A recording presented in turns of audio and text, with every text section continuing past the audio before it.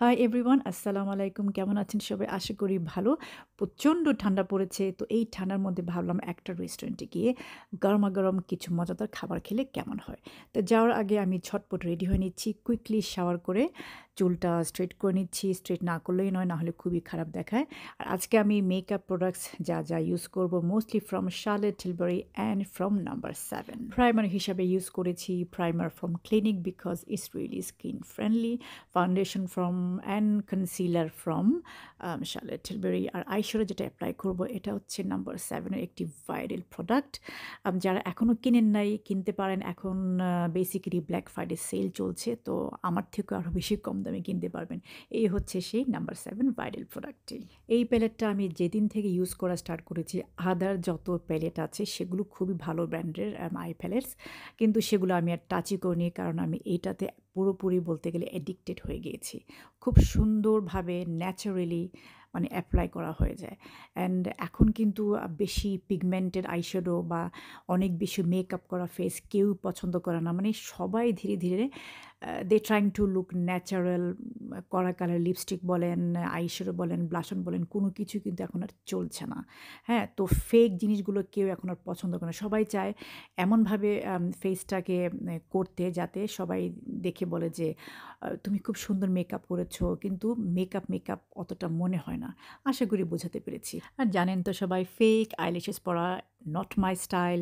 এটা এখন ট্রেন্ড বলতে গেলে একেবারেই নেই। যারা কন্টিনিউ করছেন একবার ইউজ না করে দেখেন, ইউ লুক মাচ বেটার এবং much more acceptable to people who are looking at you, believe me. সবশেষে চোখটাকে শার্লেটের একটি কাজল দিয়ে হালকা একটু ডিফাইন করেছি। অ্যান্ড লিপস্টিক যেটা ইউজ করেছি which was also from Charlotte Tilbury glowing Jen. আর যেহেতু যাচ্ছি একটি বাঙালি রেস্টুরেন্টে খাওয়ার জন্য, তাই ভাবলাম যে আজকে না হয় বাঙালি সেজেই যাই। বাঙালি সাজা মানে শাড়ি পরা। খুবই পছন্দের একটি শাড়ি পরে নিয়েছি। It was a gift from my husband. কেনা হয়েছিল প্রায় ৭-৮ বছর আগে ঢাকা মিরপুর থেকে। ঢাকা মিরপুর বলতে অনেক ফেমাস যে বেনারসি পল্লী আছে সেখান থেকে। এখানে আমাকে এত পোজ দিতে দেখে সবাই নিশ্চয় ভাবছেন যে এত কেন পোজ দিচ্ছি? দেওয়া হচ্ছে, কারণ হচ্ছে একটা শর্ট ভিডিও বানানো হচ্ছে for my Instagram, YouTube and Facebook। তো এখন আমি একটু অ্যাক্টিভ আছি Instagram-এ। হ্যাঁ, একই নামে আমি ওপেন করেছি টেস্ট লাইফ উইথ নিপা। যারা আমাকে ওখানে অ্যাড করেনি প্লিজ অ্যাড করে নিবেন। আর যারা এখনও আমাকে দেখছেন without subscribing my channel, please subscribe and ভিডিওটি প্লিজ শেয়ার করে দিবেন।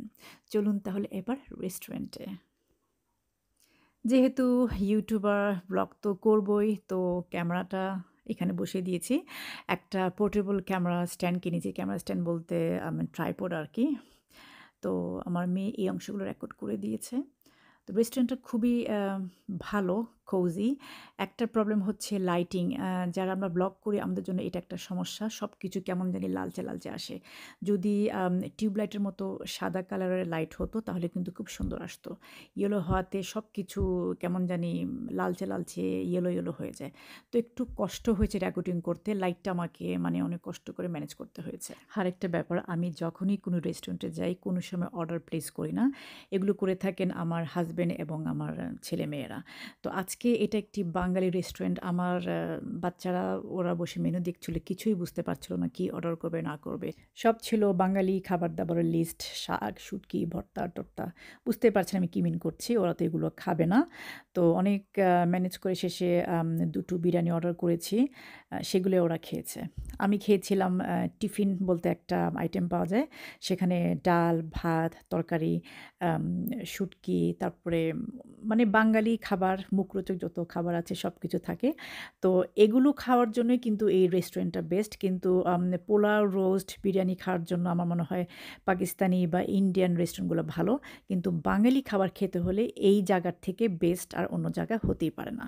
আর এই যে সমোচা খাচ্ছিলাম, meat samosa, it was so tasty, এত মজা ছিল। আমার হাসব্যান্ড ওই দিক থেকে শুধু জিজ্ঞেস করছিলেন ঝাল কিনা? কারণ উনি ঝাল খেতে পারেন না। আমি ওনাকে রিপ্লাই দিব কি, আমি এতটা মুগ্ধ এই মানে এটা খেয়ে, আইটেমটা খেয়েই যাচ্ছিলাম। যদি ডিনার করার প্ল্যান না থাকতো তাহলে হয়তো আমি এটলিস্ট ৪ টা খেতাম ডেফিনিটলি। ও হ্যাঁ, শুরুর দিকে উনারা আমাদেরকে ১ প্লেট মুচমুচে পেঁয়াজু দিয়েছিলেন। খেতে একদম মনে হয়েছিল রোজার মাসে যেরকম আমরা খেয়ে থাকি সেরকম। মানে খুবই টেস্টি ছিল। ছিল। তো সমোচা খেয়ে আমি এতটাই তৃপ্ত যে কি বলবো। আর এখানে আমরা চিকেন শাশলিক অর্ডার করেছিলাম। আমি একটা ট্রাই করেছি। চিকেন শাশলিক বেসিক্যালি আমার বাচ্চারা খেয়েছে আর আমার হাবি এখান থেকে ২-১ টা খেয়েছেন। আর দেখুন পানি খাওয়ার পাত্রটি কি সুন্দর, তাই না? আর ছিল মোগলাই পরোটা। এটা ছিল আমার মেয়ের অর্ডার। ও মোগলাই পরোটা খেতে খুবই পছন্দ করে, বাট একটু সল্ট কম ছিল। আমার মনে হয় আমি এর থেকে বেটার মেক করে থাকি। এগুলো খেতে, খেতে আমাদের মেইন ফুড চলে এসছে। এরকম একটা কাঠের ট্রলিতে করে ওনারা নিয়ে আসেন।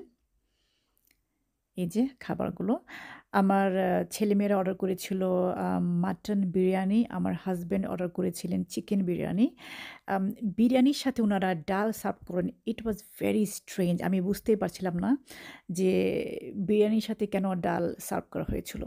আমার হাসব্যান্ড বলছিলেন যেহেতু সিলেটি ওনার রেস্টুরেন্টের, তো আমি যেহেতু সিলেটি, তো উনি জিজ্ঞেস করলেন যে, "তোমরা সিলেটিরা কি বিরিয়ানি খেয়ে ডাল খাও?" আমি বললাম, "না তো, আমি জীবনেও এই ট্রেন্ড মানে আমাদের সিলেটে চালু দেখিনি। এখানে কেন দেওয়া হলো? I have no clue." আমি যেহেতু টিফিন অর্ডার করেছি, টিফিনে থাকে রাইস, তারপরে ডাল আর একটা মিট কারি। আর আমি অর্ডার করেছিলাম চিংড়ির লতি, শুঁটকি আরকি। সেইটার স্মেলে ওনারা ৩ জনই খুবই বিরক্ত হচ্ছিলেন। মানে স্মেলটা নিতেই পারছিলেন না। শেষে আমি বাটিটা পাশের একটা টেবিলে রেখে দিয়েছি। তো ওরা বলল যে, "কেন তুমি শুঁটকি অর্ডার করেছো?" মানে আমার বাসায় কখনোই শুঁটকি রান্না করা হয় না এই কারণে। কারণ শুঁটকির স্মেল তারা একেবারেই নিতে পারেন না। সে যাই হোক, ওইদিন ওই রেস্টুরেন্টে যাওয়া হয়েছিল শুধুমাত্র আমার জন্য। কারণ আমি বাঙালি খাবার খেতে চাচ্ছিলাম। শাক, শুটকি, ভর্তা, লতি-টতি এগুলো আরকি। তো আমার বাচ্চারা বলছিল যে, "মা, তুমি তোমার খাবার খেতে, মানে তুমি বাঙালি খাবার খেতে এখানে এসো, আমাদেরকে নিয়ে এসো না।" ওরা আম অন্য রেস্টুরেন্টই প্রেফার করবে ফর পোলাও রোস্ট। তবে বাঙালি খাবারের জন্য আসলে উনাদের তুলনা নেই। এত টেস্টি ছিল টিফিনের যে আইটেমগুলো। ডাল তো আমি এমনি, এমনিই খেয়েছি। আমার নিজের ১ বাটি ডাল শেষ করে উনাদের বিরিয়ানির সাথে যে ডাল দিয়েছিল সেইটা আমি সাবার করেছি। বুঝেন অবস্থা। আর এখানে শুধু আমার খাওয়াটা দেখাচ্ছি কারণ সবাই তাদের খাওয়া দেখাতে খুব একটা কমফোর্টেবল না। আমার চ্যানেল ব্লগ আমি করছি, তো আমার খাওয়া তো আপনারা দেখতেই পারেন, তাই না? It's quite normal.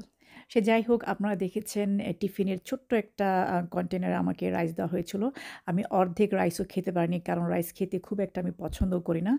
সে যাই হোক, যারা এখনও এই রেস্টুরেন্টটি ভিজিট করেনি একবার করবেন এবং ওদের বাঙালি খাবারগুলো অবশ্যই ট্রাই করবেন।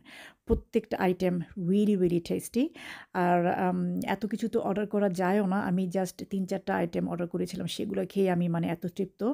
আমি যখনই যাব স্মল হিথ, কভেন্ট্রি, অবশ্যই আম পেটে ক্ষুধা থাক বা না থাক, আমি এই বাঙালি খাবারগুলা, বিশেষ করে টিফিন নামের যে আইটেম পাওয়া যায় সেটার মধ্যে যা, যা থাকে সেগুলো আমি ডেফিনিটলি আবার অবশ্যই, অবশ্যই খেতে চাইবো। আসলে হয়েছে কি, যারা আমরা বাঙালি খাবার খেয়ে অভ্যস্ত তারা অন্য কোনো খাবার খেয়ে অতটা তৃপ্তি ফিল করি না, তাই না?